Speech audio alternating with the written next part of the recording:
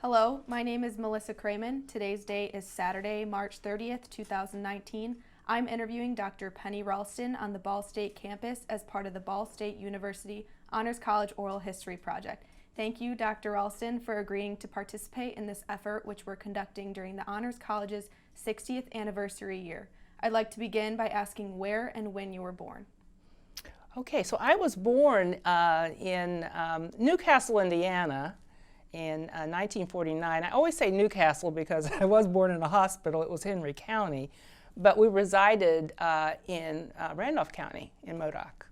Okay, and can you say your parents' names and what they did, their occupations? Okay, so my mother is Elizabeth Fox Ralston, and she was a homemaker, but she also did a lot of work, not only on the farm, but also did some domestic work for some other people. And my father, Frank Ralston, was a farmer. Okay. And did you have any siblings? Yes, I have two siblings, Mary Frances Smith, who was my half-sister, and Linda Ralston Fulmore, who went to Ball State as well. And so she was my middle sister, and I was the youngest. Can you describe your upbringing and growing up through the ages from birth into about 12 years old? Okay, so I was born, on a farm in Modoc, which is, only about 300 people, and we were out, in the country. When I think about it, my parents are really kind of pioneers in a way, if I think about it. They came from Richmond. Both of them grew up in Richmond, Indiana. My father lived on the edge of town, and he always wanted to have a farm. And so even as a kid, he was in 4-H, and he had hogs and all that on the edge of Richmond. So when they got married and the opportunity to buy a farm, they jumped on it. And if you have to think about it in the context of the time. So this is, the 1940s. We're coming out of World War II. These were an African-American couple. Neither one had finished high school. So in some ways, you think about that, that's a pretty big leap to say, we're going to get married and we're going to buy a farm. And they did it. And that farm is still in the family name to this day. Went to Union School. Started out, there was this, in Randolph County, they had all these small towns, and each town had a school. So elementary school was initially at Huntsville, because they had different kind of designations. I think Modoc had a high school, Huntsville had an elementary school. Let's bring back memories. And so then they did the consolidation and developed Union, and that also included Lausantville. So that's where I went, and this consolidated school was a brand new school. The school was actually located right outside of Modoc, and it was a great experience. Again, I think about that sometimes. I always put things in the context of the time and who I am. So here I am, this little black girl in this classroom with all these other white kids, and white teachers. And so you would think there could be some issues with that, or maybe I wouldn't achieve as much. We look at all these stats now, and we have all these, concerns. And what I remember with all those teachers were just great mentors. And I could tick off all the names of my teachers, And so at that point, I think that instilled in me this sense of, I could do anything I wanted to do, that I was bright enough to be shoulder to shoulder with any of the other kids. And I think that started this kind of sense of achievement, motivation that's sometimes I say, unfortunately, still with me today. It's like I ought to really slow down a little bit, but I think that's probably where it started. So even though you were a minority, that kind of your community really empowered you to strive? Really did. And I was thinking about other things. There was this sense, you think about growing up on a farm and all the distance there is between houses and this sense of isolation, but there really is this sense of community. And so I was really involved in youth development activities, which helped to foster that sense of support. So, 4-H was really big, So I was in 4-H and I was in Girl Scouts. I was truly a Brownie Scout. And then, and we, did all kinds of things. I can remember the trips we went on to, go out in the woods and do things. So it was school, it was these organizations that all kind of tied together to provide, again, that support for development, youth development. And so a sense of community was really, until this day, community is something that's really important to me. So with your parents and their entrepreneurial venture of starting the farm, I'm sure they instilled in you values of hard work. What other values did they instill in you growing up? Education, the importance of education. As I said, they were, neither one finished high school, but they had friends who had children who did very well, went to college, and so they were like models for us. So it was just understood that we would go to college.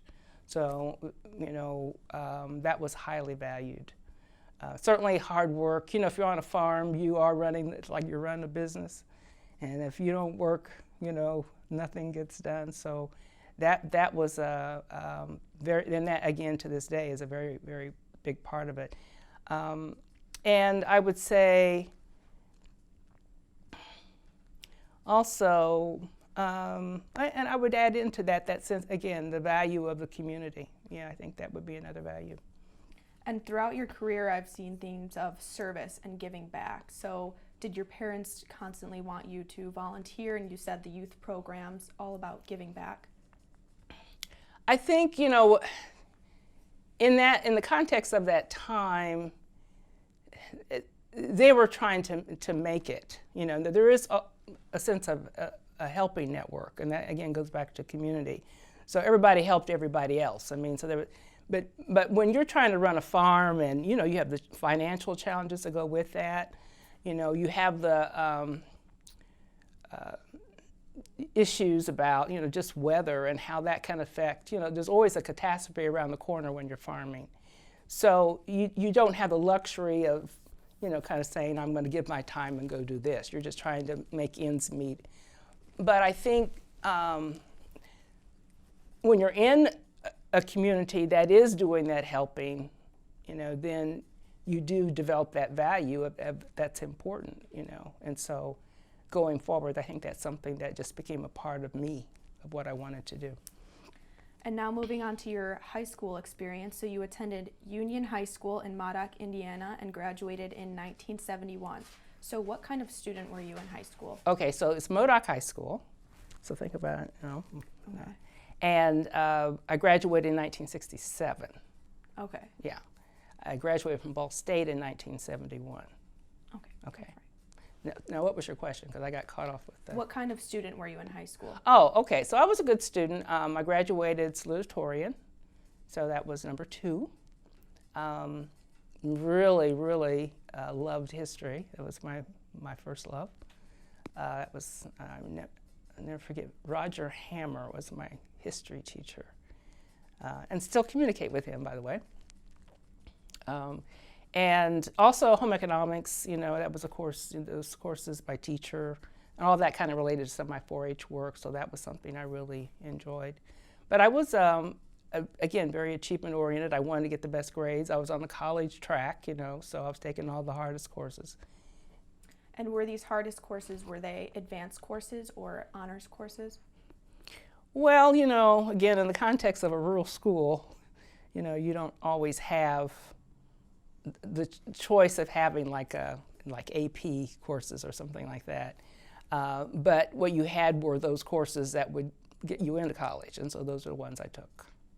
And did you like to ambitiously try new things with different student organizations?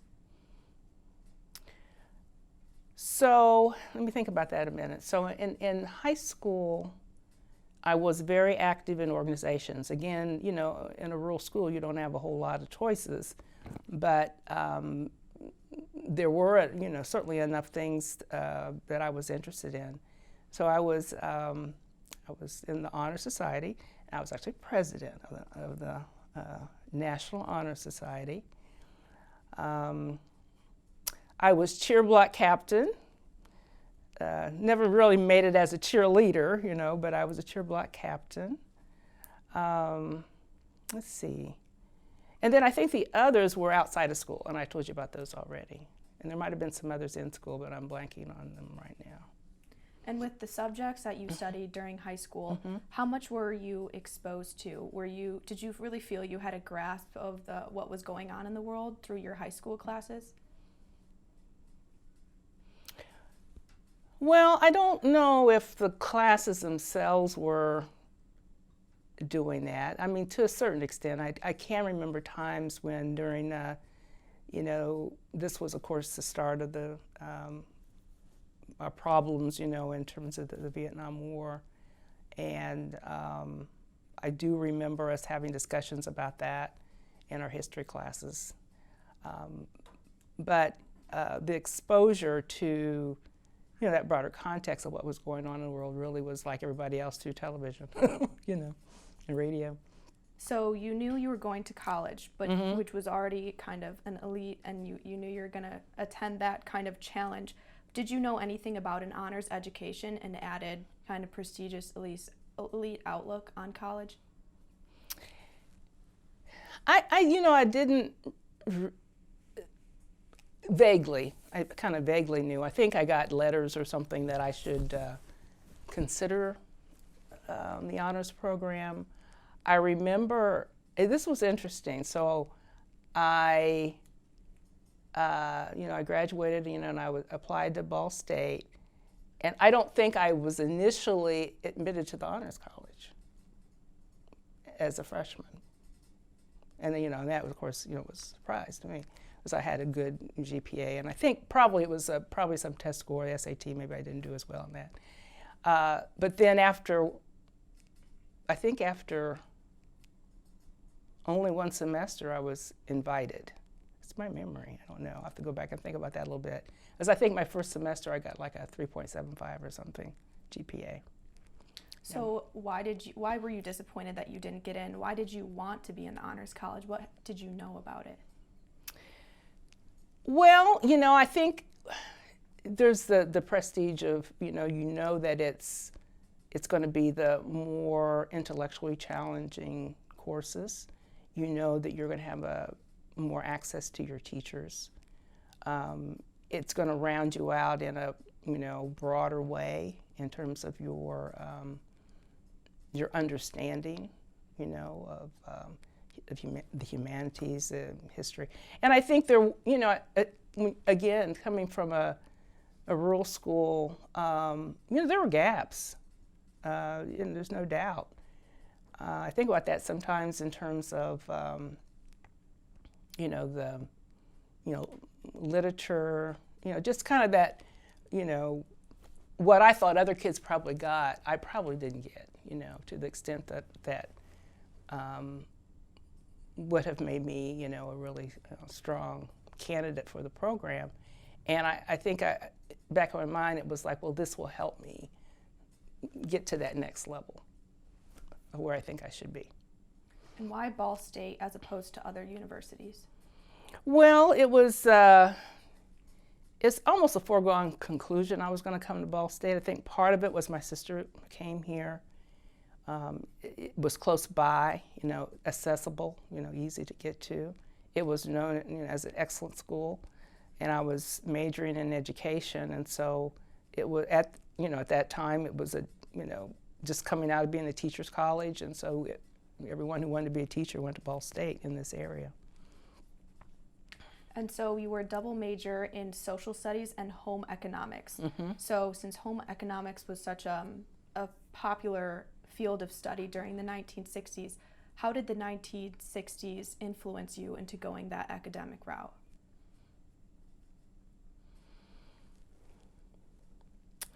Well, actually, you know, if you think about the field of home economics and how it was kind of perceived at that time, I think it probably was being criticized, you know, more than anything. It was more popular in the 50s, and then going into the 60s, it was probably not as popular, particularly the late 60s. We were questioning everything, you know. And the field then, and I think now, it was misunderstood. I mean, it was like, well, they're gonna, do these girly things, and it really wasn't about that. It really is about, human development and health and families and helping people to make good decisions, making life better for people. And so I think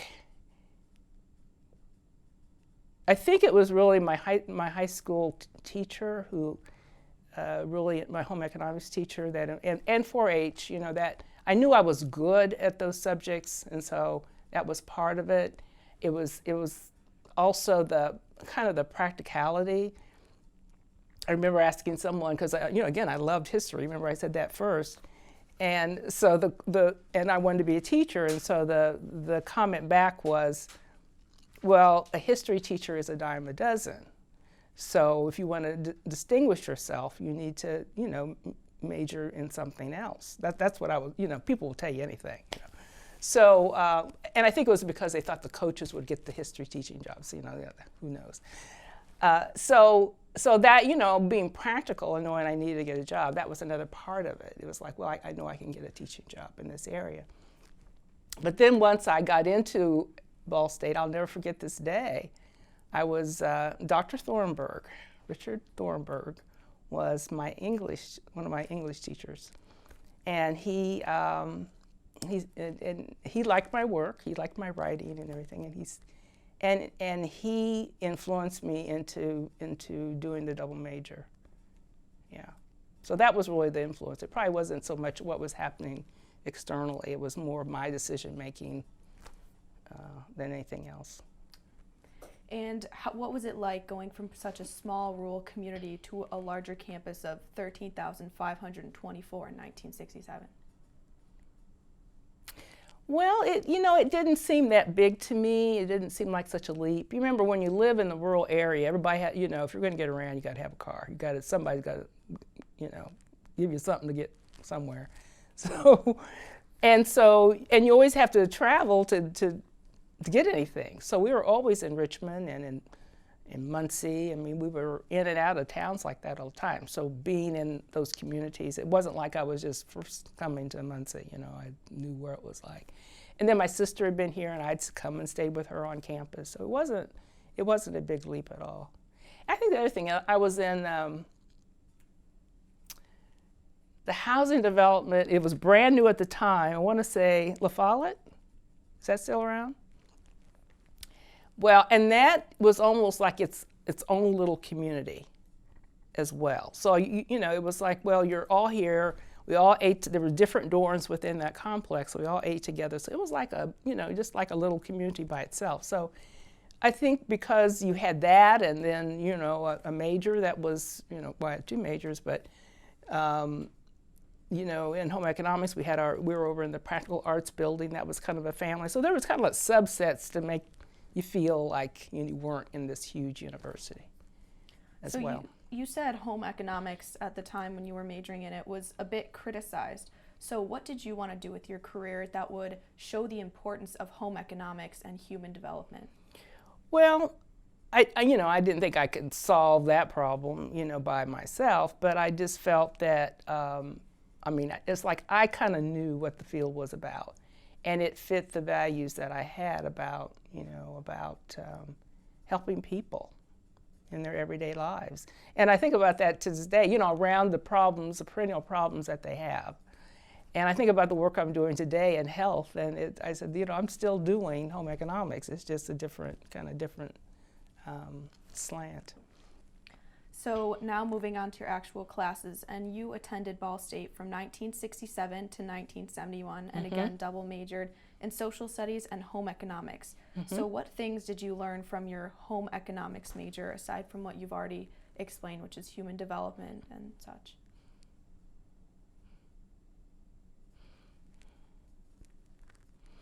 Well, I think the thing that I came away with, and again, that has really influenced really the rest of my life, is this sense of the importance of discipline work. The fact that no one discipline really has all the answers. In fact, as I get older, I almost get irritated, with, this sense of camps and almost tribes we develop on campuses, and then all the stuff we do to try to make each, discipline so important, And that's important. It's a development of a field, and I understand that, and I've been in that, and I understand that. But at the same time, when you look at society, you look at, communities, you look at families, what they're dealing with is not, in this silo. They're dealing with it across. It's an interdisciplinary effort that has to be made to solve the problems that people have. And really, when you talk about home economics, you're really trying to help people deal with their perennial problems that they may have, whether it's at the family level or the community level. So I think that is what I took away from being in that program, because you took courses in various areas. It wasn't just nutrition, it wasn't just something dealing with clothing or textiles or other dietary concerns, child development. It was all those things.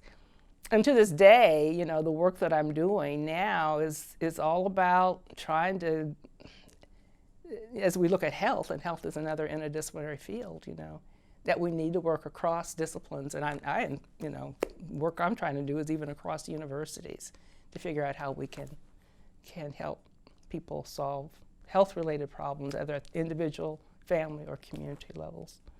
So you see such value in that interdisciplinary areas of all these different subjects. How did the Honors College, giving you classes in all those different subject areas, from the humanities to the sciences to the maths, how did that contribute to your purpose and value of going toward this interdisciplinary idea of enhancing the world? Well, I think what the Honors College did was just take it to the next level. I mean, you're in these smaller classes, you have these probing faculty, highly demanding faculty. You have, your classmates, everybody's at a level that's really pushing you, and so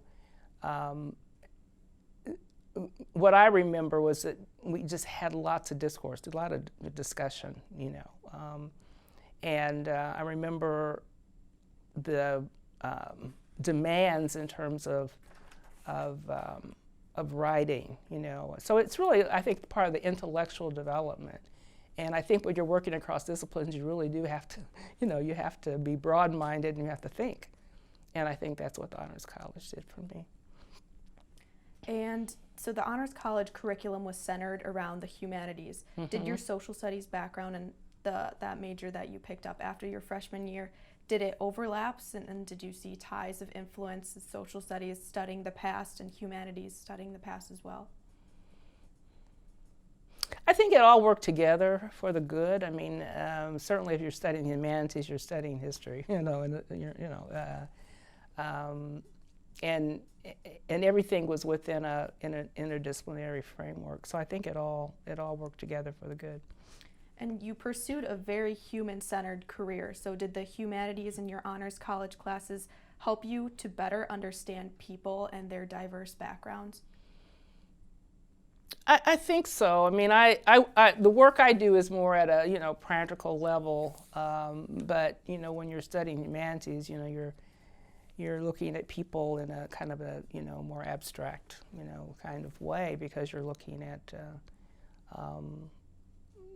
thoughts and how those by different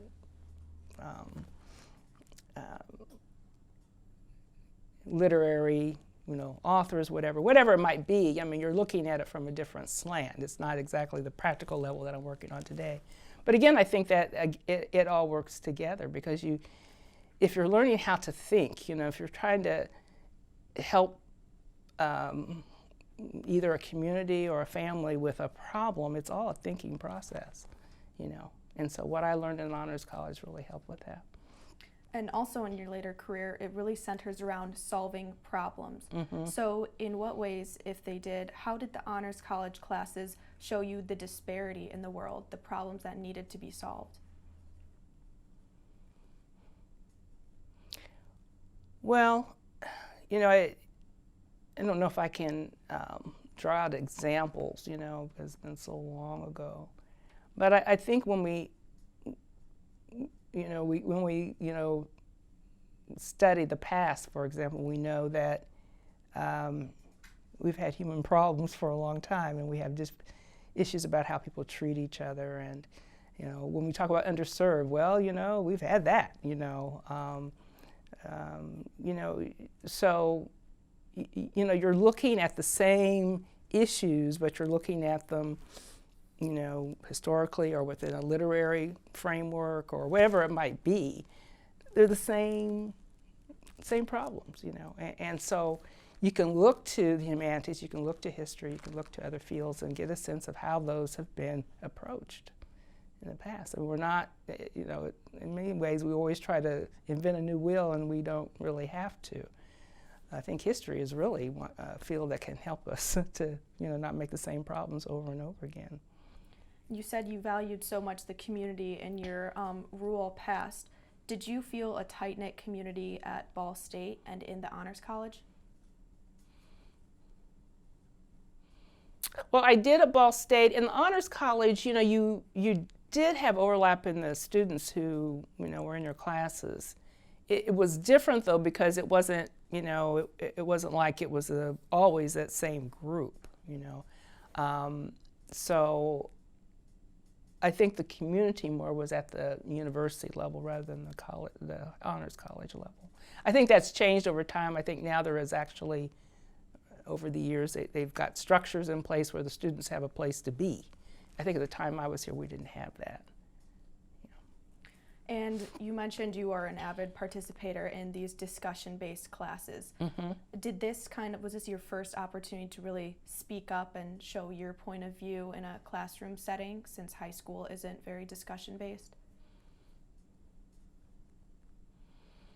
Well, I don't know. I think in a classroom setting, I've always been probably more reflective. I usually, when I get home, I think about what I could have said. So I don't think it was probably I enjoyed that discourse. I'm not sure it was something I participate in to the extent that I would now or further on in my, in my development. I was kind of a quiet kid when I think about it. But I think, sometimes learning to listen and to hear the arguments of others is probably a key learning. I don't know if we listen enough now. So I would say probably I was listening to those arguments and learning from arguments that way.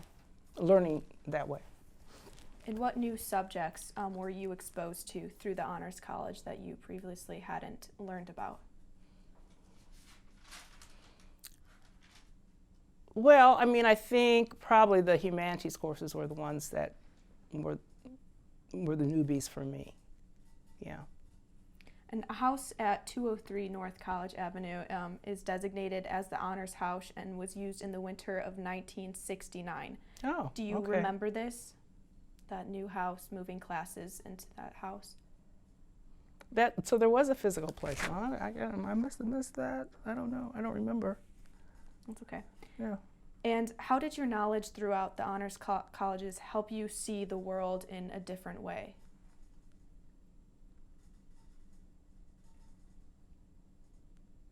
Well, I think I've kind of already answered that a little bit. It just broadens your thinking and your perspectives, on life.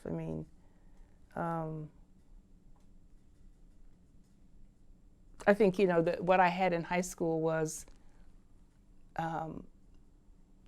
fairly basic and the best that could be done in that rural setting, in that rural school. I don't remember having the broader courses in the humanities that we had in the Honors College. And I think about just doing the honors project. I don't know if we're going to get to that or not, but that opportunity to really put together a thesis was just a whole new experience. So to me, those were the kind of new things that I would not have had before. Did your rural middle school and high school help prepare you or well prepare you for the rigor of the university, or did you feel like you had to work harder than other students who maybe have come from more urban or more challenging middle or high school?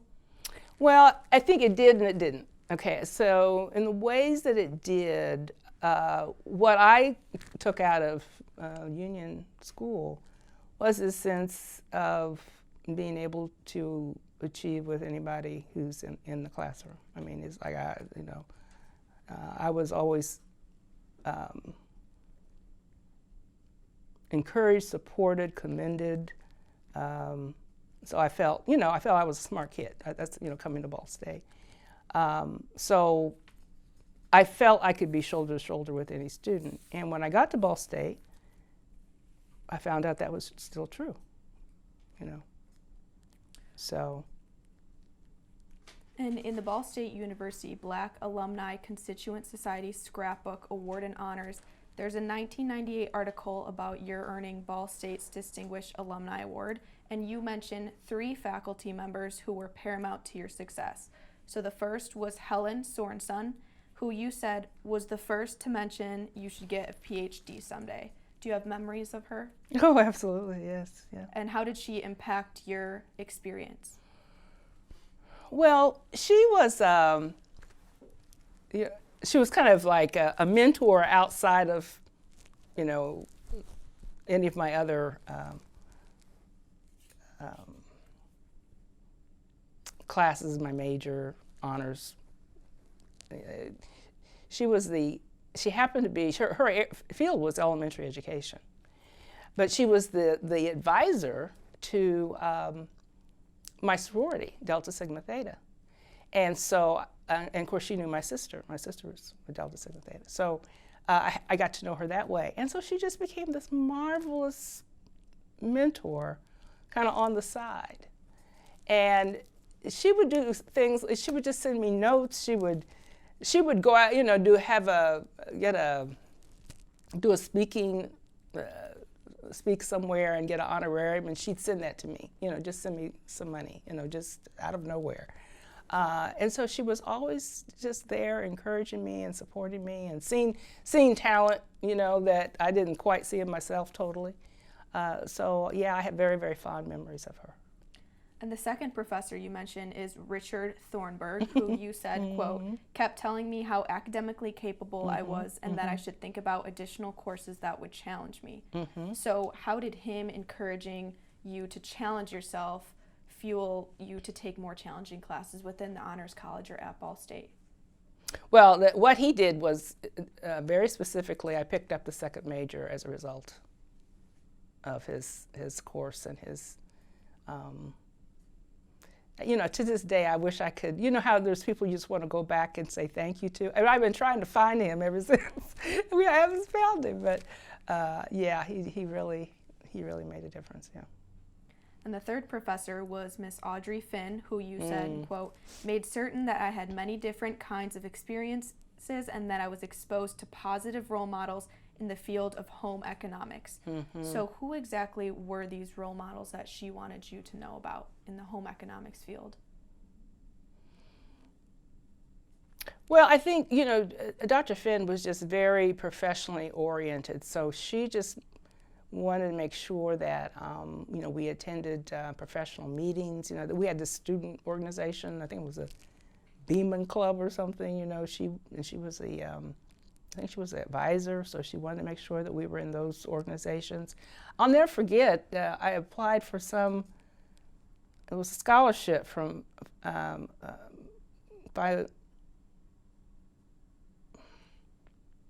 Omicron Nu, I think it was, or Phi Upsilon Omicron, one of the two. Those are the honoraries in the field. And it was going to be presented at the annual meeting, and this was the American Home Economics Association in Cleveland. She wanted to make sure I got there. So I don't know how she did it, but she found some people who were going. I drove up. I didn't even get a chance to really go to the meeting itself because it was going to cost so much money, but I got to, presented this scholarship or whatever it was. It was some kind of monetary award at this breakfast of this honorary organization, and that was her doing. There's no other way that would have happened. So she just was making sure that I was exposed to the professional life outside of just the, taking the classes in home economics, because she was already in that path. And did you feel closer to your honors college faculty because it was such a tighter-knit, smaller community?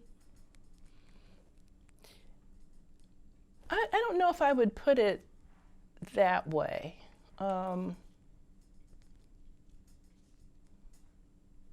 I think the sense of community was more the relationship with the faculty themselves.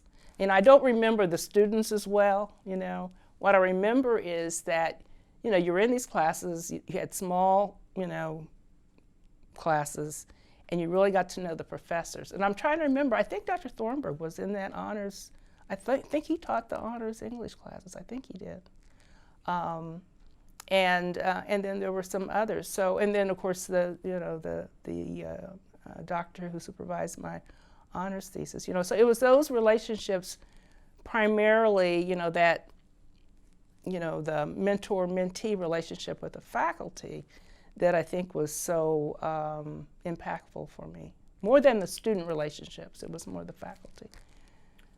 So now we'll move on to your student organizations, and you were involved in so much. So we'll start with junior year, when you were the vice president of Cardinal Corps, which was a club that would be a host for visiting dignitaries and allowed the dignitaries to meet the best of Ball State, the brightest students.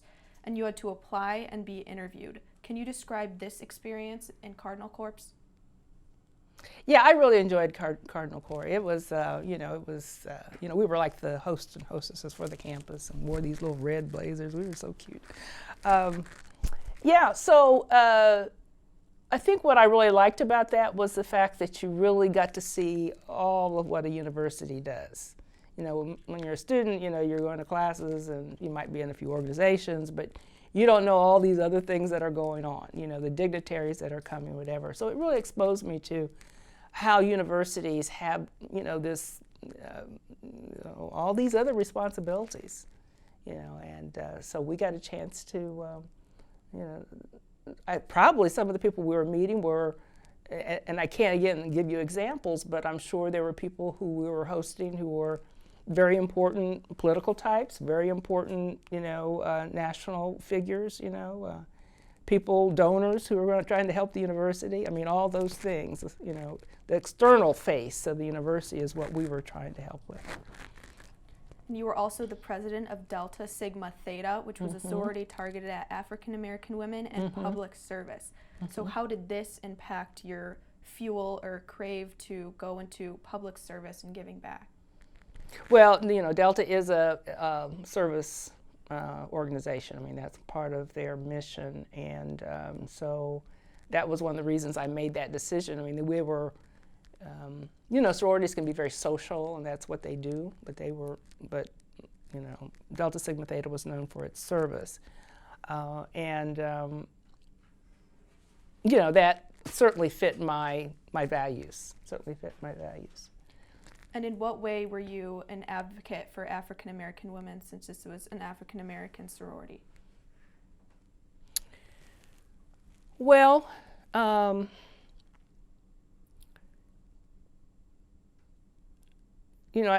think, it was broader than, just Delta Sigma Theta. I mean, we weren't a huge group of African American students at the time, but we did do a lot of, I think, pretty great things, and so the Greeks, in many ways, the Black Greeks, were at the forefront of some of the activities at the time to really promote,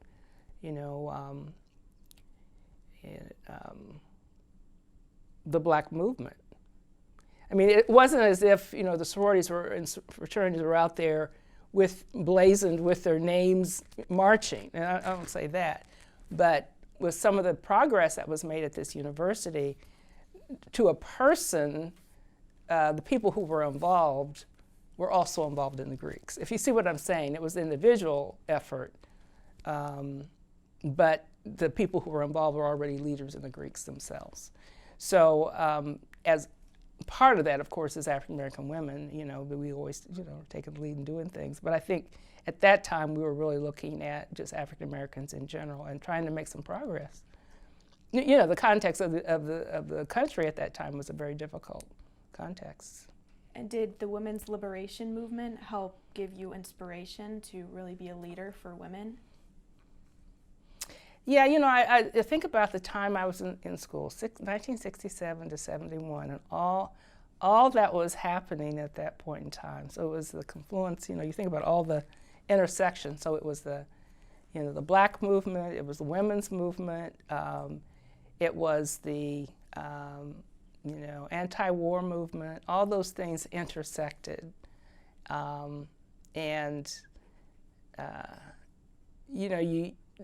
think people of that time period, I think our values really were challenged and in many ways changed because of that time period. I think certainly my feelings about what's important for African Americans and other people of color were influenced by that time, and those values are still with me today. The fact that the women's movement was such an important part of that time and the importance of women and how we still struggle in many ways to achieve what we need to achieve in a male-dominated society sticks with me today. But at the same time, I think what many of us who came through that period tried to do was to develop our lives in such a way that we kind of, at least to the extent we could, demonstrate achievement, making it over, breaking some glass ceilings, whatever it might be. So in that way, I would say it influenced me. Now, what's interesting was home economics predominantly women field, correct? Yes. Mm-hmm. So in this way, during this time when women are feeling more empowered and liberated, were you guys in your classes in home economics and that major able to kind of stick together and fuel ideas and work toward your common goal? So I think, this is interesting because some people would have viewed that there was this, the feminists were here and the home economists were over here, that they were not one and the same. I think the way the home economists viewed it is that they had been the feminists of long before this time period. Back in if you follow the history of the field, the field grew because there was not a place for women, in a higher education, in schools at all. Education was male dominated. And so it was kind of the women's sphere that developed because there was this sense of there's this women's work, which, in its own way could be considered sexist today, but that was the way the field grew. It was that, we need to have, courses in this area. We need to have teachers in this area. It needs to be in higher education. That was one of the channels for it to happen. And if you go back and view the history, you will see there was a lot of intersection between the feminists of that time and the home economists. There was a lot of interplay between the two. It wasn't like they were fighting each other. They were working together. I hope that makes sense, because I think there is this sense of, these are groups that are opposed to each other. No, not at all. Not at all. And in 1970, a Ball State Daily News article features a story about your advocating for better representation on the Student Senate Honors Committee, which you were a part of. In this case, it says, Penny Ralston, Modoc Jr., concludes that the black student is not really represented on the Student Center. Are one can't represent the whole Black community, you said, referring to Paula Parker's representation that year. And you also said that one Black candidate running for the student government that year, Ralph Butler, could fulfill some of the Black students' needs, but not all of them. And so you cited the Black House as a goal of the Black community and said that chances of getting it would be better if there were more Black representation. And then you concluded with the quote, "The Black community is a minority, but is significant enough to have representation." Can you talk about this experience? Well, what I can say, Melissa, you really did your homework. That is a very interesting quote. Be honest with you, I do not remember making that quote or that article. But what I do remember was the advocacy for the Black House. And it kind of goes back to what I was saying before about how, on an individual basis, the Greek organizations were really, as individuals in those organizations, were leaders in the Black movement on campus. I do remember we had a Black student union. I remember that we were trying to find a place, a sense of place for the student body at that time. I remember, the activities on campus. There was so much going on at that time around Black students, and I can even remember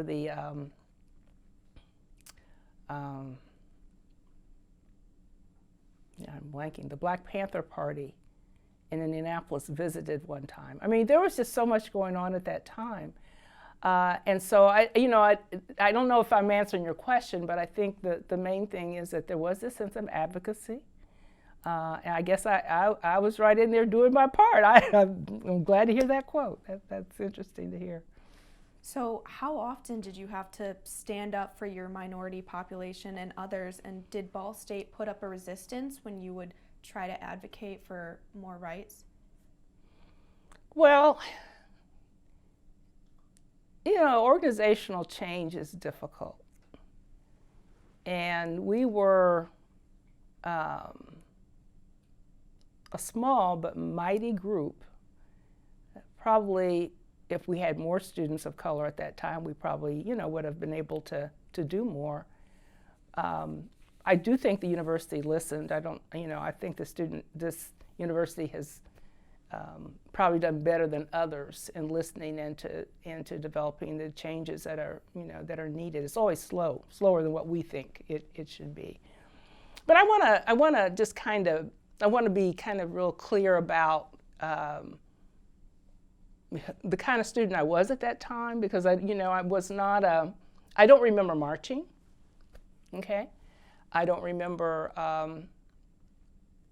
being an officer in the Black Student Union, for example. There were other students who were involved in those roles and were probably much more visible in those roles. I was a supporter. I was someone who had a lot of other things going on at the time, and I was doing those things.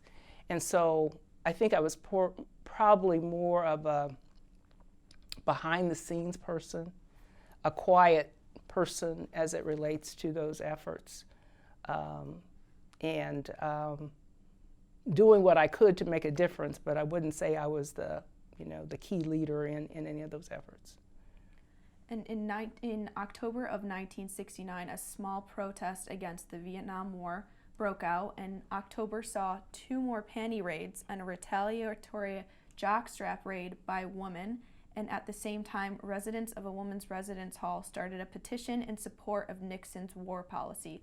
So I know you said you weren't at the forefront of any of these marches or protests, but do you remember them happening around you? Oh, yeah. What'd you say, a panty raid? I can't remember. Yes, it was a panty raid. Oh, Lord have mercy, yes. Oh, yeah, I remember them. Now, there were some things that I do want to point out, and I don't know if these come up later. Because again, sometimes you're at a point in history and you are observing you are a participant in that history.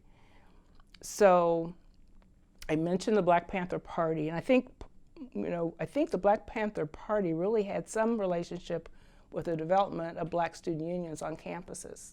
So I mean that, even though they had a radical reputation, they did a lot in terms of support of black students on campuses. So I remember seeing, I never forget seeing, some Black Panthers get out of a car and, come on campus. I remember, never forget, I was attended the talk that Robert Kennedy gave in 1968. Was here, on campus, heard him talk. It was that, and I have to get this right, let's see. It was that night, I believe, that Martin Luther King was shot. I believe that was correct. I remember how we gathered as students when King was shot. The despair that we felt about that. And we all know what Kennedy did to try to at a very difficult time to make sure that Indianapolis did not explode, which it could have that night. So there's these examples of things going on in this broader context that, I was kind of a, living witness to, and very much, those things influence you, the rest of your lives. Yeah. So with the Kennedy talk, he kind of aimed to not pit the two groups of the whites and blacks against each other. After his influential talk that really spoke to millions, did this inspire you to group together with white students and kind of more work together toward a common mission instead of one versus the other after this horrific event of MLK's assassination? Well, I think, Robert Kennedy was speaking to kind of the unity of people. That's really what his campaign was all about. He was bringing working class white folks and black folks together, which is, we still struggle with this today. And so, that was his message. That was his key message. I think after, to be honest, after King was shot, there was such despair, and there was this sense of, will it ever be better? I think, and I'm not sure at that point we were thinking about, going back to unity. I'm not sure. That we were just trying to deal with that particular situation.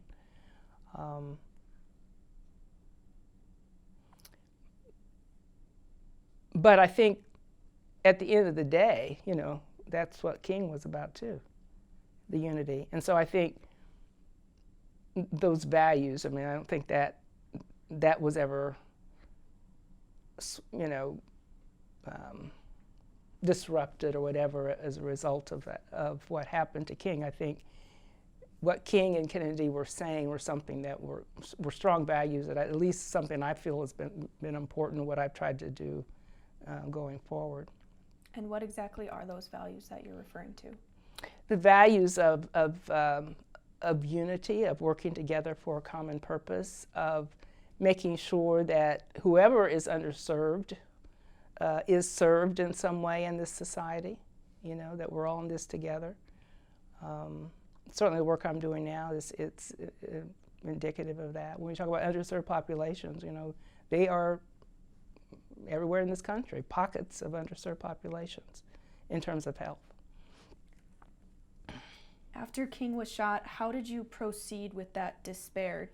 I know you said you were just kind of a supporter on the sidelines, but how did you proceed with your despair? Did you channel it into empowerment to keep going? Well, what you learn in life is that you take blows, and that was a big blow to our community, to our society. You you continue to go forward. I mean, you do because you have to. That's life. That's life. I think in terms of trying to affect change in the Black community, I think one thing that I think we have seen is that, when you have someone who has been a model like Martin Luther King, what he lived his life about, what his writings were about, this is something you just becomes a legacy. And even though that you're in despair at the time of when it happened, and you're angry, with how it happened, you have that legacy. And of course, we've seen that become something that is at a grand level. And so life goes on, and you point out what he did and what we still need to do.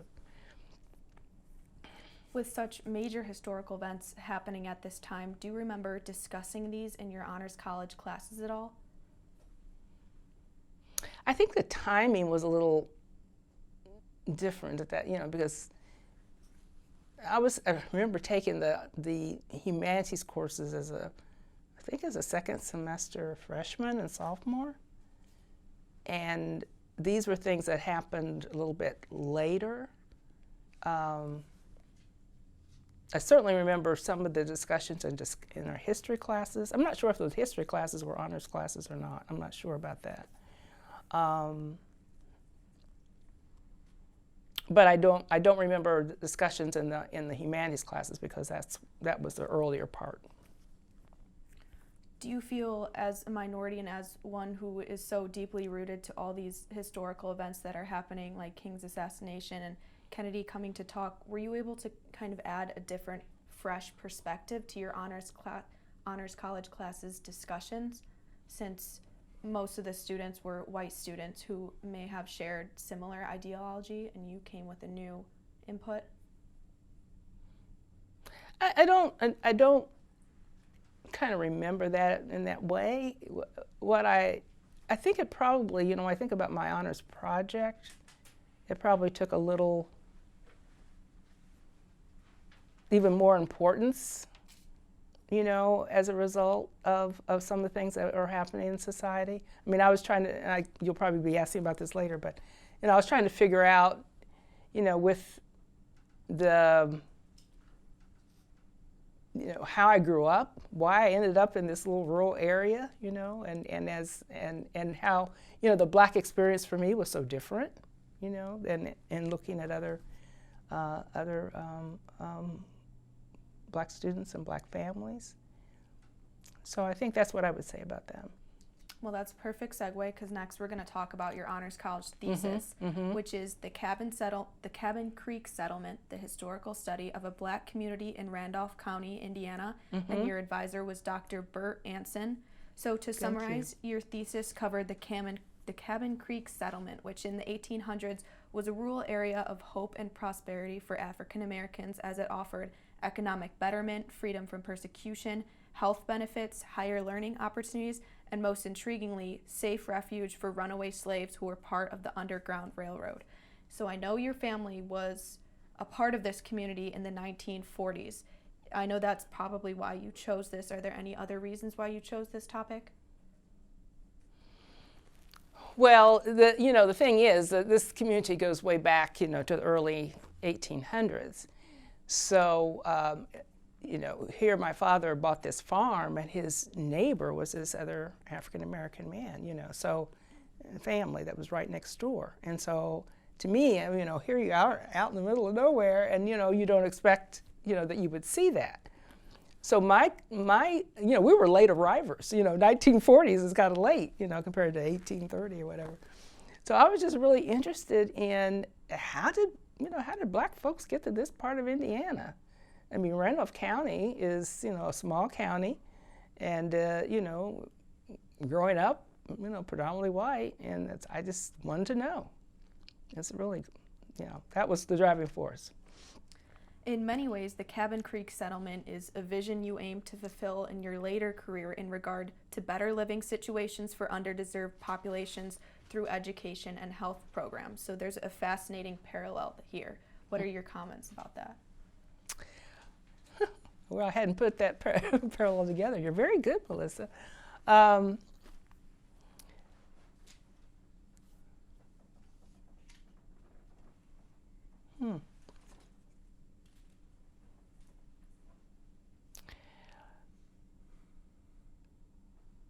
Well, they're kind of two different, in some ways, but two very different things. I hadn't really put it together as a, kind of parallel, in a parallel fashion. What really intrigued me about the Cabin Creek community is this sense of, these are really pioneers. And you think about, it was a farming community, so, it was not like, here's this town. It was not a town. It was farms.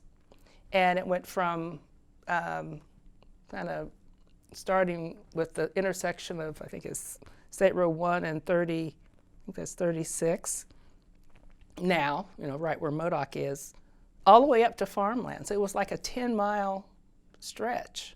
And I'm not sure how wide that was, but there were like 900, an estimate of 900 people in this area. There's still 2 cemeteries there, So it had this, it had schools, they had churches, but it was never like a town.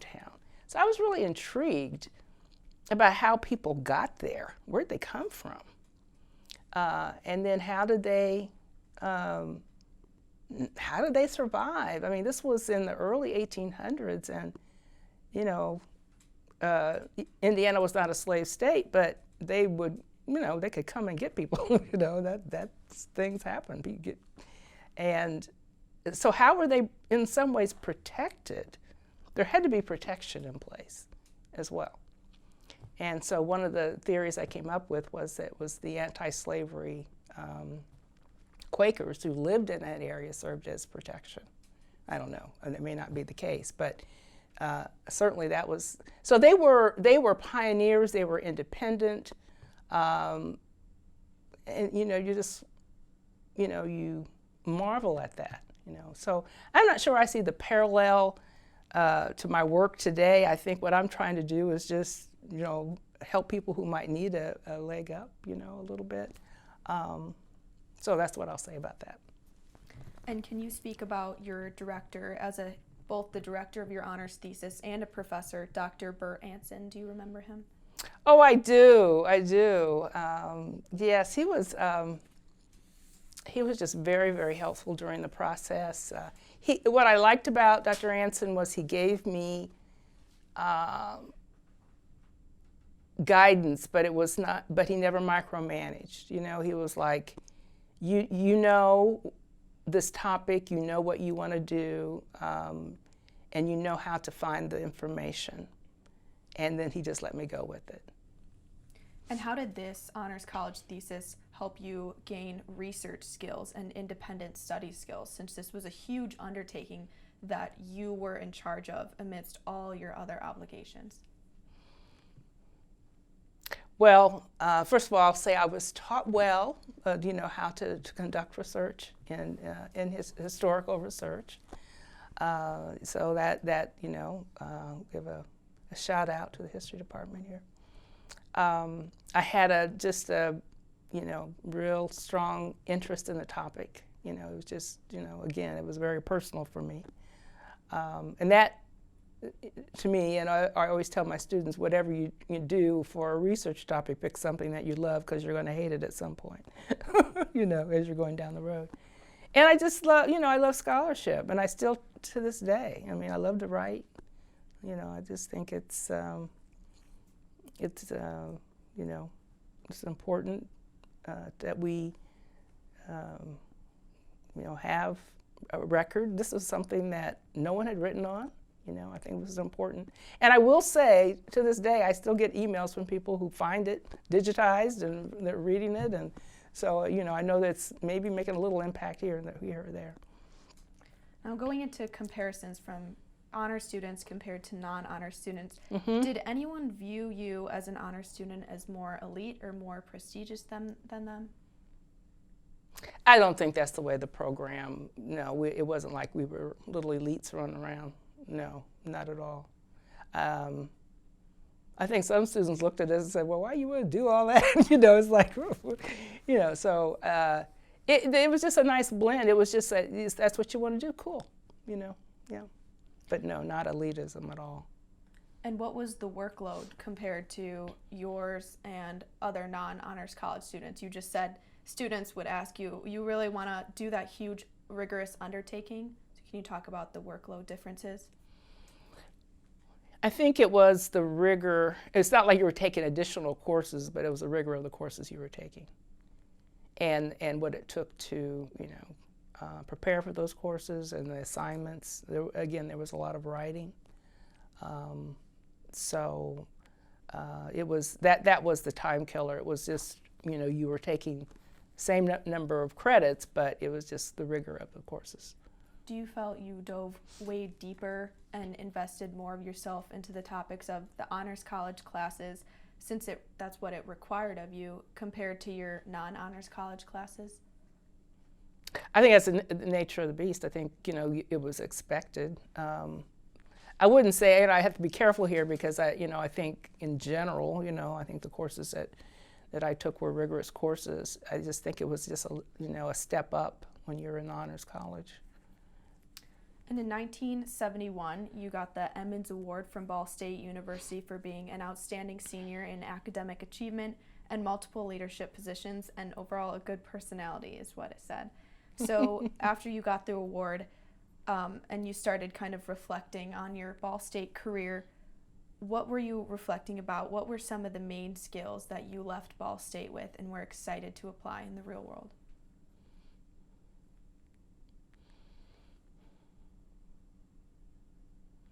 Well,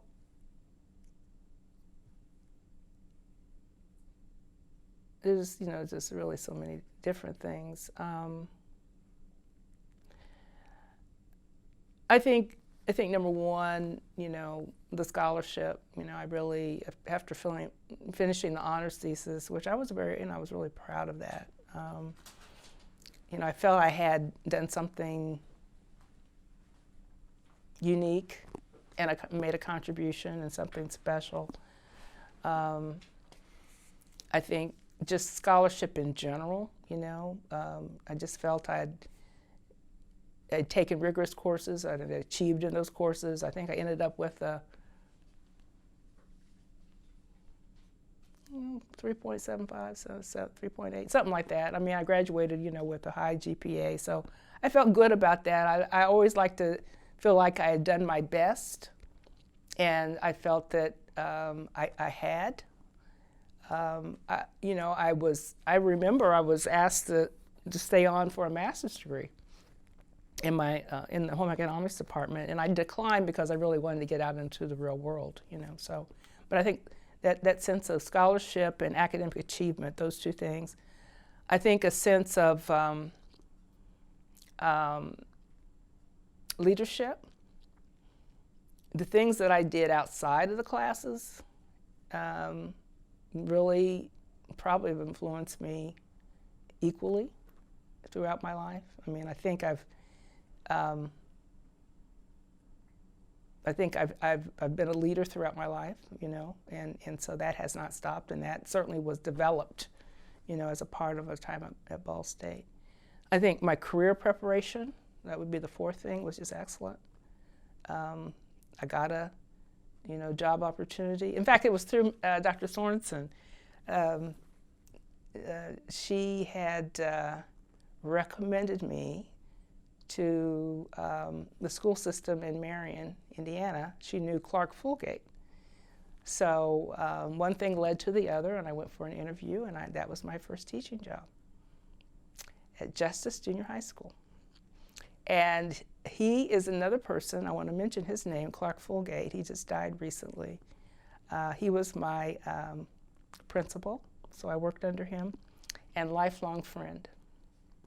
So I wanted to mention him. He was a very important person in my life. So I would say it was those four things.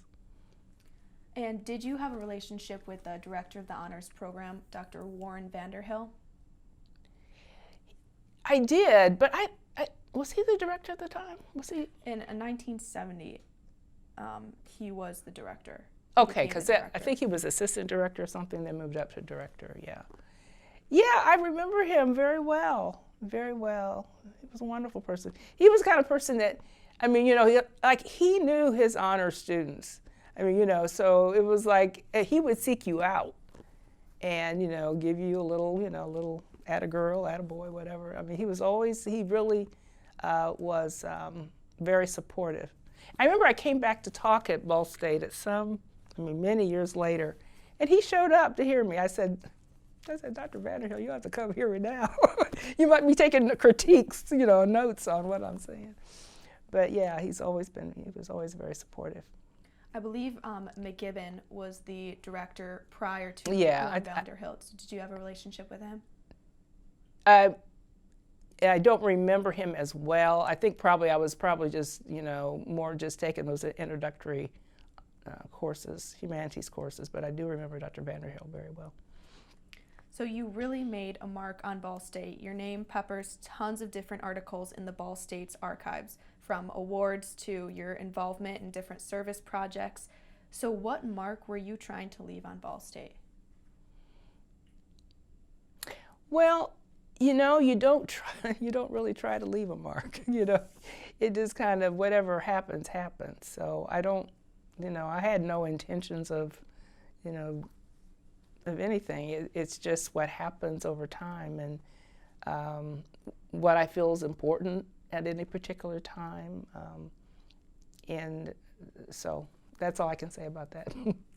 So from 1971 to 1974, which you just spoke about, you were the teacher at Justice Junior High School, which was part of the Marion Public Schools in Marion, Indiana. So what did this experience teach you? That I did not want to teach junior high the rest of my life. I knew that. I enjoyed it immensely. No, it was a fun time. Well, you have to, it's one thing to learn to be a teacher and do your student teaching and all that. It's another thing to really be a teacher. So it was through Justice Junior High School that I learned how to be a teacher. And it was good. It was a good experience. Again, Clark Fulgate was my mentor. He helped me tremendously to be a good teacher. I remember I made some lifelong friends of other teachers at that school at that time. Carol Sector, I want to mention her name because we've been lifelong friends, and we met at Justice Junior High School. So that would be something I would say that is a legacy of being there. But I think mainly in the 3 years I was there, it was just your first job, and you're just trying to, try to get prepared trying to be at least a day ahead of your students and learn how to manage classrooms, how to manage disciplinary situations, teach in 2 different subjects. I taught home economics and social studies. So it was just trying to get started. And then you decided to go back to grad school at U of I. So why did you want to go back to school? Well, again, it goes back to see all those, one of the things you remember as you are being mentored are those sayings from your mentors. They're always in your head. Okay, so what I was remembering after a couple of years is that, and this was, Dr. Finn and, Dr. Sorensen, they all had these notions that I should get, a PhD. So I was hearing that, and I always thought you had to be like I am now, gray hair, whatever. that's when you get your PhD, is that when you're older. You know, I was like 25, 26 years old. But it was a call at that time that, you know, well, maybe this is the time for me to do it. And, you know, I was single and had some opportunities, and I guess I was kind of ready to leave teaching, and so that's when I decided to apply. And in 1975 to 1978, you were earning your PhD also at the University of Illinois in education and gerontology. So what interested you in gerontology? Yeah, so I guess I made a little turn there. I mean, I knew I wanted to be a teacher educator, but then I also knew I had other interests.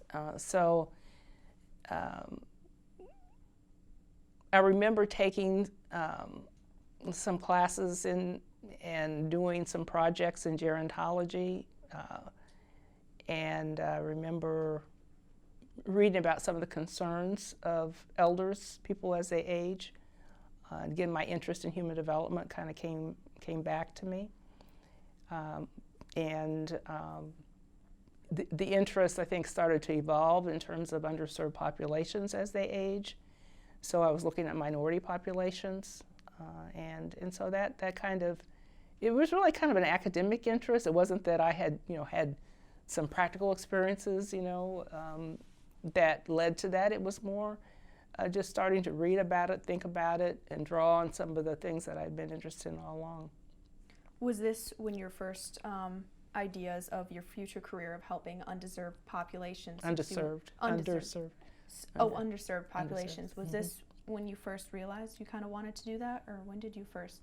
I think it really, the seeds were planted at that time. I would say that's true. And then from 1978 to 1987, you were the assistant professor, an associate professor, and full professor in the Department of Home Economics Education at Iowa State University. So this is your first teaching role at a major university. What's this like, and how did it differ from your previous teaching role? Well, of course, I'm teaching college students who are a little easier, well, in some ways easier to teach than, you know, middle school, junior high school. But, you know, it's always challenging teaching college students. And so it was, you know, just a different level. But I've just learned to love it. It's just, you know, I knew that after the experience I had in graduate school, and I had some experiences doing some teaching, then I said, I know this is what I want to do. I want to teach at the college level. How did the curricula of Ball State's home economics compare to Iowa State's home economics? Well, the scale was different. You know, the Ball State program was a smaller program. It was oriented towards preparing people to teach. Iowa State had a whole college of home economics, and they prepared people in a variety of professions.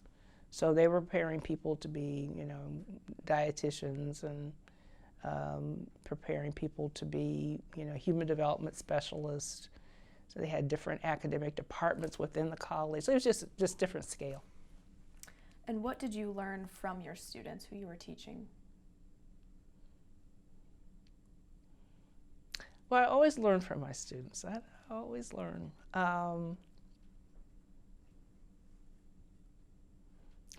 I think that the main thing, and just thinking about teaching over the years, is kind of listening to students and trying to figure out, you know, what they're about, what their passion is, and then how you can develop whatever you're developing in a course or whatever to link to that passion. And also just in terms of the, you know, the teaching style, you know, the pedagogy, whatever you might, you know, your way of teaching. You know, now I think it's important that just, you know, we talk less and have students interact more, and do more experience-based projects. So I think what I've always learned over the years is just really to listen to students and try to figure out what they're about, and then adapt my curriculum, my teaching style around that. So you had been teaching here for nearly 10 years. Did you see the field of home economics changing in any way? Oh, the vast changes. And I got a chance to really be a part of that change. So coming out of the 60s, one of the major issues in the field was just, we got to do something with this name because people don't know what it is, and it's got stereotypes and everything. So we had programs changing what they were called. And I think there was something like 60 different names, so that, made it kind of, difficult. And then finally, the professional organizations felt they needed to have a name change, So that was, and I was involved in that process as a leader in the field. Then I think the other thing is that we just saw the diversification of the field. So, and when I say diversification, I mean that in the broadest way. So you had greater specialization. So as I was telling you about Iowa State, well, we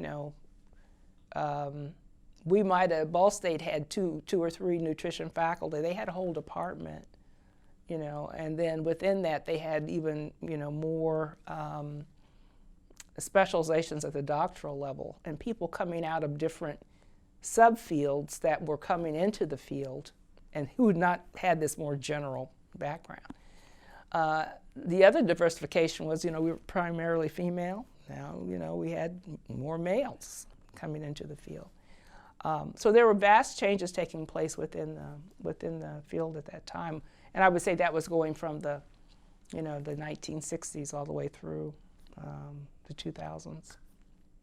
In 1984, you earned an award called the New Face to Watch, which was one of 75 selected nationally. And this was from the American Association of Family and Consumer Sciences. So from what you just discussed, home economics went from home economics to now family and consumer sciences and became more of a broader field that was more encompassing of more of diversity. So why do you think you were a new face to watch, and what did you do to stand out? Well, I think I was just very active in the association. I held some offices. I was, on committees, presenting papers and that kind of thing. And in 1988, you married your husband. So how did you meet him, and what was his name? His name was Chester Davis. He's from Indiana. He was from Indiana, Gary to be exact. But I met him in Massachusetts, of all places. So I had left Iowa State in 1987 and took the position as department head at the University of Massachusetts. And the program was called Home Economics at the time. We changed it while I was there. So I met him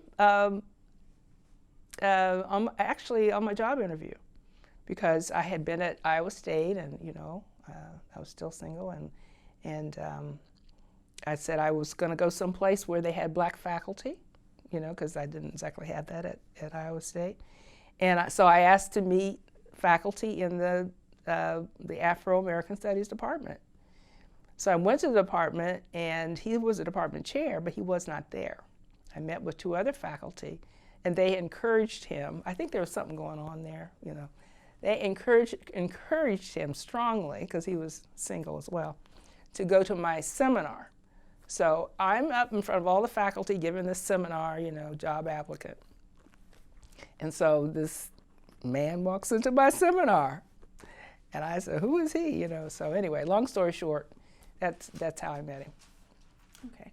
And going back a little bit to how you said the field of home economics was changing, why do you think it was changing? What was kind of going on in the world that was making the field more broader and more diversified? Well, I think the external, there were social forces happening, certainly a lot of it was that women, were now seen at one time, we were talking about now in the, in the 20th century, if you think about it, there was the women's work, and that changed as we went into the late 50s into the 60s. With the women's movement, there were more choices. So there was less enrollment of women in these programs. And that was an issue because people were losing enrollment. At the same time, the fields were diversifying and specializing, and so men were coming in, so that was a part of it. I think that, the other social force was really the kind of the academic reputation that the people within the field wanted to have. Again, there was this, society had these notions of what the field was, and the people in the field were insulted by that notion. And they were trying to figure out a way to get around that. And so they said, well, the name change and redefining ourselves, reframing ourselves will be another way we can do that. Then I think the other thing is, just in general on academic campuses, administrators were looking for ways to kind of reorganize things. And so you would see fields like exercise science or physiology now joining nutrition programs. So there was this kind of re-engineering a little bit on college campuses. I think that was another change, kind of societal force that was kind of making the change happen. 1987 to 1992, you were the professor and head of the Department of Consumer Studies at the University of Massachusetts, Amherst. So this was your first role in administration instead of teaching. So what was this like? Well, it was a very interesting job. When I was at Iowa State, I kept gravitating towards serving on committees. Sometimes I ended up chairing these committees, and it was all about, what's really best for whatever we were working on, the group. I just ended up being these kind of administrative roles, And then I remember I was encouraged to do an administrative internship in the graduate college. So I got this view of the whole, academic enterprise from that standpoint, outside of my department. So I was gravitating, towards administration. So and I was recruited by the University of Massachusetts to, come for the interview. And I think what I saw there was a small department that didn't have all the kind of the pieces of the field of that time. Some had already been parceled out to other areas. And as a result, there was kind of some friction within the department. And then also the gender issues, because this was a department that was within a college of agriculture. So we had all these, I was the only female department chair. There's all these, like 10 other department chairs. They were all men. I would say men with gray hair. So I was interesting. I kind of stood out.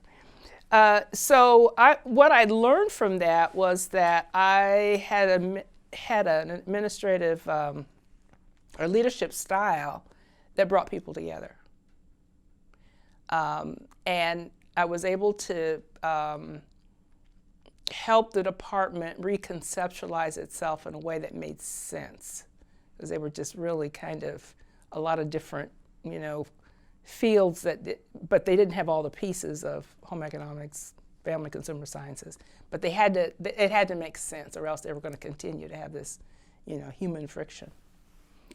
So you were constantly reevaluating and trying to fix programs so that they would function more efficiently, which is really fascinating. Do you think you gained these leadership skills and communication skills that are critical for the administration and for building programs? Did you get those leadership skills from your student organizations leaders roles in Ball State and the Honors College? Well, I think, remember I said leadership is one of the things I took away from Ball State. And, I think all these things kind of, again, they work together. You don't piece them out. They kind of all work together in a way that help you to develop. So I do think that Ball State gave me the grounding. I think being a president of a sorority by itself, learning how to, handle that. That was a good leadership experience. So I would say that Ball State really, in terms of my leadership development and my leadership style, I think it had a lot to do with that. Yeah. And you said one of the great things about the University of Massachusetts Amherst was the black faculty that was not necessarily as in the Iowa State University. So how did being amidst other black faculty enhance your experience at the University of Massachusetts Amherst? Well, you had colleagues, and you had the thing about the Afro-American Studies Department was that these were some of the brightest faculty on campus, and they were kind of like the heart of the campus. If issues came up, they were always dealing with those issues, writing about those issues, making people think differently sometimes about some of those issues. And so when you have that kind of environment, then you feel like you have colleagues who really kind of understand. Universities can be very lonely places. You get to a place where it's all about the academic enterprise, and you don't always have, and within that there's a lot of competition. There's competition. You're competing with your own colleagues sometimes. So you don't have a chance sometimes to have people that you can work with that outside of that. That it's just colleagues. And trying to help each other. And so I certainly had that at the University of Massachusetts through the faculty who were there. In 1993, you earned the Outstanding Black Alumni Award from Ball State University. So after earning this award, what did you want to see African Americans doing at Ball State?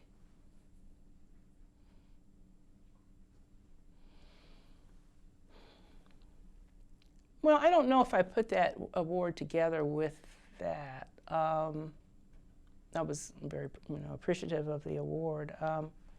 What I saw though was the kind of where we started. Again, we were just a small group of black students at the time, and that grew into a Black Alumni Society, giving out awards. It was a beautiful awards dinner.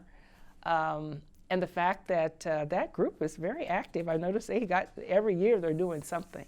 So I think what I took away from that was just a true commitment of the Black alumni and of Ball State to support that constituent group. You can't have a Black Alumni Society if you don't have a university that's providing the support for that.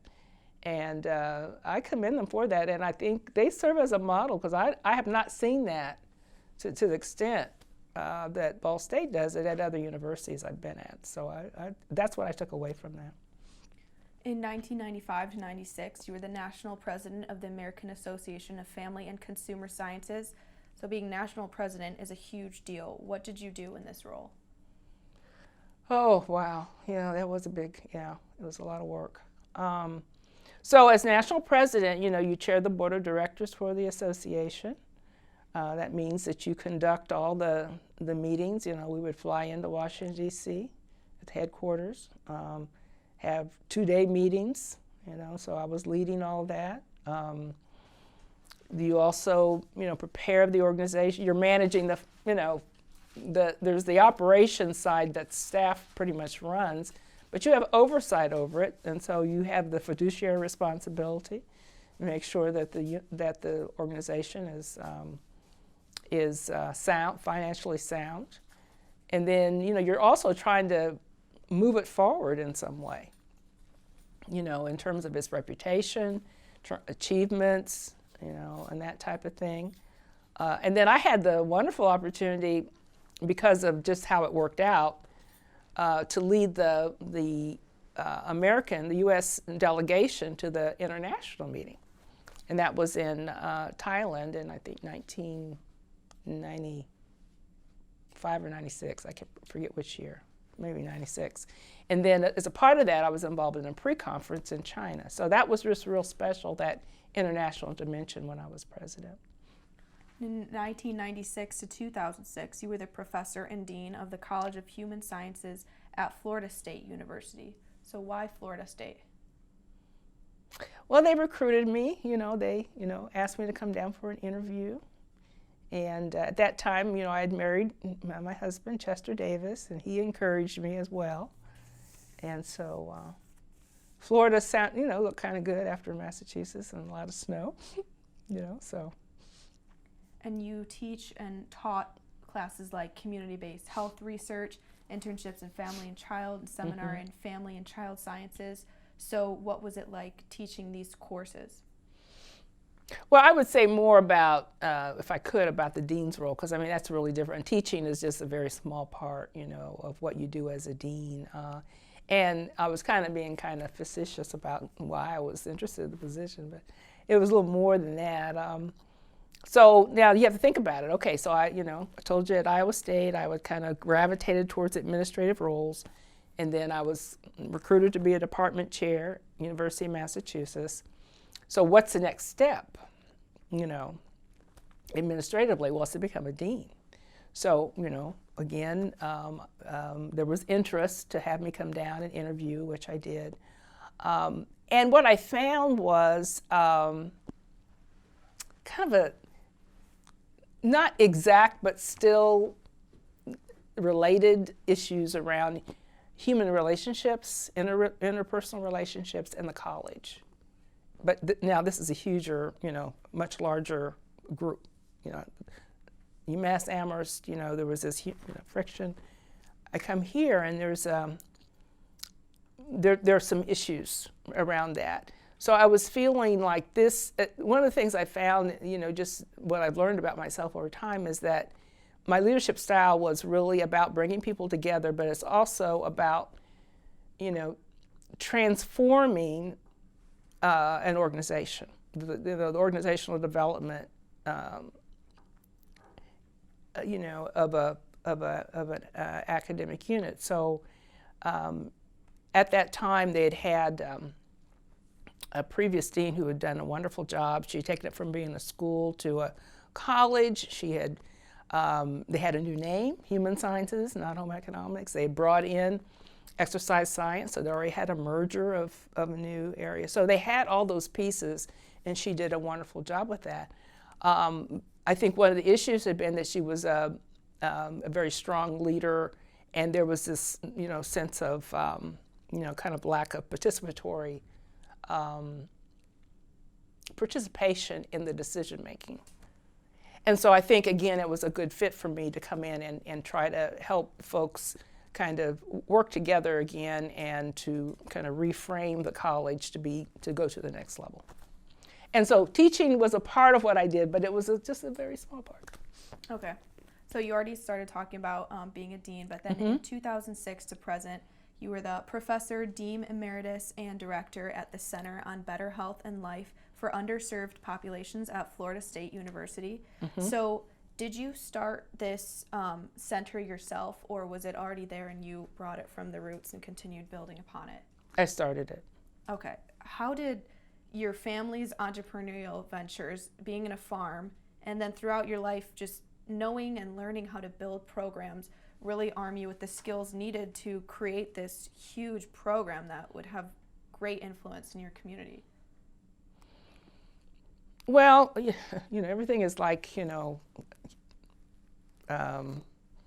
everything works together. So it's really kind of a culminating experience for me. After being a dean, I think I did that for 14 years, which is longer than most folks do. Stay in those positions. I learned a lot about working with people. I learned a lot about building. I really like to build. And then I think another thing, and this is going back to Ball State, that sense of, that disciplines need to work together. It's not just one discipline. We have to work together to solve problems. So it was all those things coming over the years that kind of came together, and we started small. I was coming off, I had a sabbatical. After being a dean, you need to just move away. And I remember telling the faculty, I said, I love you all, but I'm going to go into the witness protection program. So I'll see you later. So I actually moved out of the building. My office was no longer, you need the new dean to have, space to develop and do things differently. So I just left, and I went to, and still am, on the South Campus. So I'm a distance away from the main campus. And so I took that year off. And I was not a, spring chicken at the time. I could have retired at that time. I think I was 58 at the time. And I just said, I'm not really ready to retire. I want to see what else I can do to help the university. But most of all, what can I do to help the community? And so that's really how it started. And then I also learned that you reach a point in your life where there wasn't a Dr. Finn around, there wasn't a Dr. Sorensen around, there wasn't a Clark Fulgate.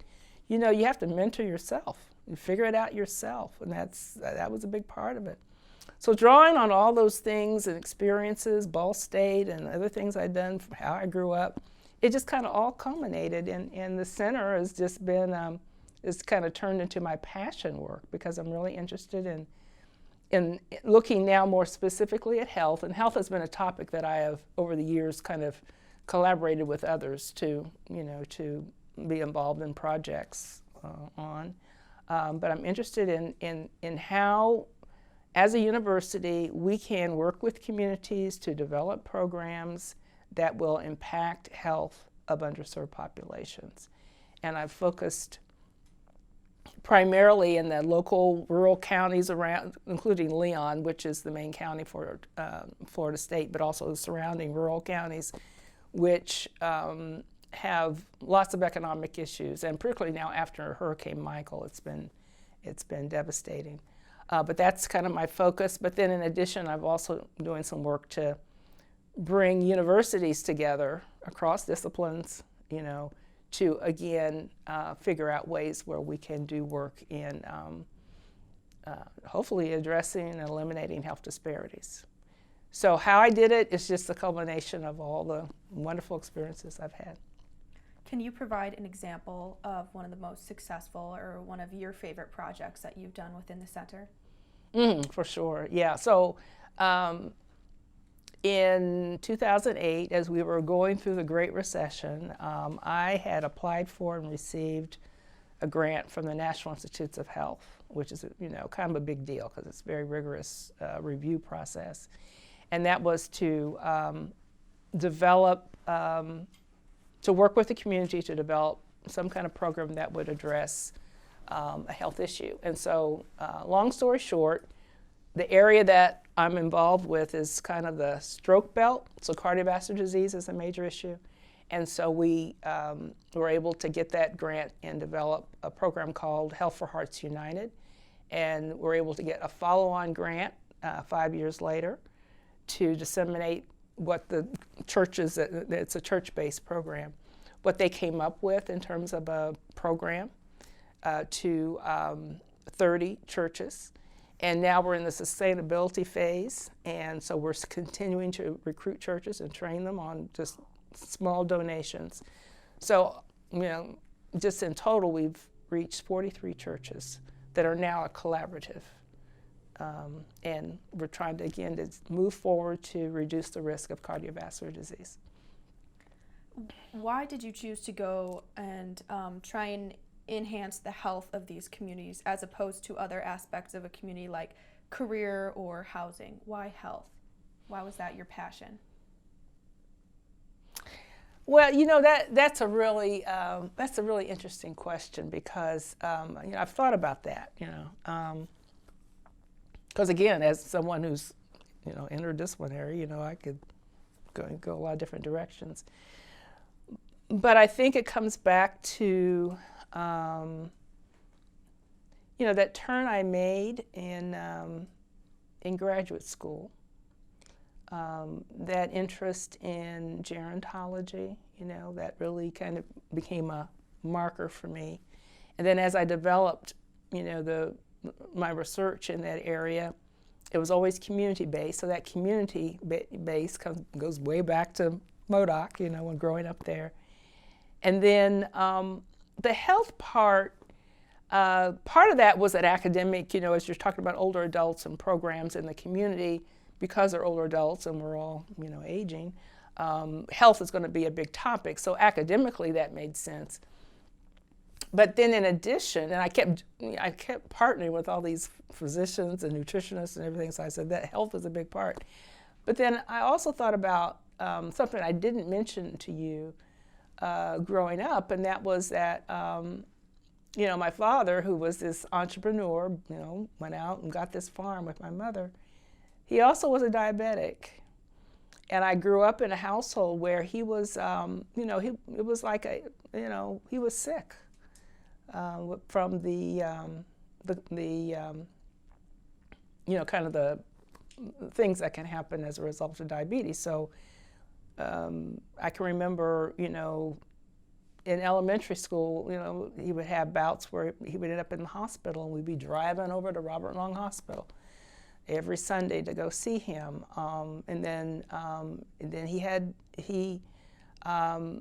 one of the complications of diabetes is losing limbs. And he lost both of his limbs and had artificial legs and still tried to farm. And then he passed away, when I was in high school. And that experience of living in a household, growing up with a sick parent, really impacts you, And so you think about underserved populations and health, and you realize that that's an area where everyone needs some help. That's fascinating. Mm-hmm. And how has your knowledge on consumer, human, family science helped you tailor the most effective programs? Because ultimately, I couldn't think of any other field of study that would better equip you with the skills needed to build a program that would better serve these populations. So how did the knowledge on all those different fields through Ball State and the Honors College and then your different professorships, how did it help you know how to build the best programs? Well, I think, again, I think first and foremost, it's a thinking process where the blinds are, lifted. You have to think broadly. You can't have blinders on. As I said, people's problems are not in academic departments. They're not in silos. So I think Ball State, certainly was a starter for that. I think, the understanding of human development and that was all part of, as I was, learning about home economics, that was the base, is human development. I think the sense of having kind of a passion for serving. I mean, I told you, helping people has been my life's work, and so what I really enjoy about this experience in working in the center is that it just does the two things. Number one, it's the academic enterprise, So we're doing research and we're doing all that goes along with that and generating new knowledge and publishing and all that you do at the university level. At the same time, we're working shoulder to shoulder in these communities and developing, there's these leaders in the community who are doing great work, and so we're listening to them and figuring out what they think is going to work. And so it's a real partnership. It's co-learning. It's all those kind of skills, people-related skills. And sometimes we can think of service as, we're coming in on, we're going to solve a community's problems. Well, communities can solve their own problems. They know how to do that better than anybody else. But sometimes it's, resources, it's access to information, whatever it might be. And so what I'm trying to figure out with the center is, what are the best modes of working with communities so that, you're uplifting and empowering them in a way that, some of the problems that they may have can be that, they are the best people to solve those problems with some assistance and support. So I don't know if I answered your question, but that's kind of how I see it. So now entering the reflection kind of stage of this interview as we have the last few minutes, how did being a minority help you enhance your abilities to create programs for underserved populations? How to being a minority? Well, I mean, I think, I think it's a little bit about, you reach a point in your life where you figure out, your time is limited, and how do you want to spend your time, and where do you think you can be the most effective? And so I think my decision, is that, I had this interest in minority health, and so that made sense that I would focus on minority populations, primarily African American. I think getting the foot in the door, it helps that I was minority as well, going into those communities. That doesn't always work, by the way. But I think the approach that we take, where we really see the community for the leadership that it can provide, and the sense of respect that, we feel that those communities need to have as we're working with them. I think that's probably been equal to or even a larger part of us being successful. Okay. Now, was there anything negative, in order to get the most comprehensive understanding of the Honors College in Ball State, was there anything negative that you saw in the university, or anything you really wanted to change but simply didn't have the time to do so? No, I don't think there was anything negative. I just really had the best experience here. I think there's something about Ball State. Sometimes we don't know exactly how to articulate it. But there's something about this place that the students feel, at least I felt, let's put it that way, I just felt valued. And I think in higher education, it's harder and harder for students to feel like, they're really the center of what we're supposed to be about. I think, and it certainly is, when you get to the major research institutions, that's even worse. But I think even at smaller institutions, I think, faculty can be have so many responsibilities that they don't always see the student as the first responsibility. They're there, but they're not. And I think I always felt that I was engaged as a student at Ball State. And that's true from the advisor I had to all the, I can't remember a bad experience with a faculty member ever. So I think that probably sums it up. It was just and so I can't think of anything negative. I can't think of anything I wanted to, that I felt was a problem that I wanted to change, I think I remember it was a lot of overcast days and a lot of rain, but I think that's Indiana. So, no. All right, well, last question before we wrap up. If you could say anything to your 21-year-old self, what would it be? You ask such good questions.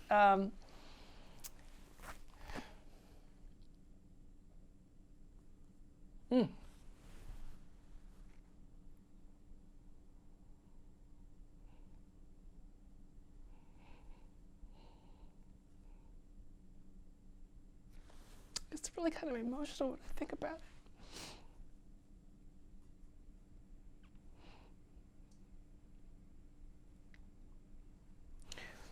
I think probably I'd say,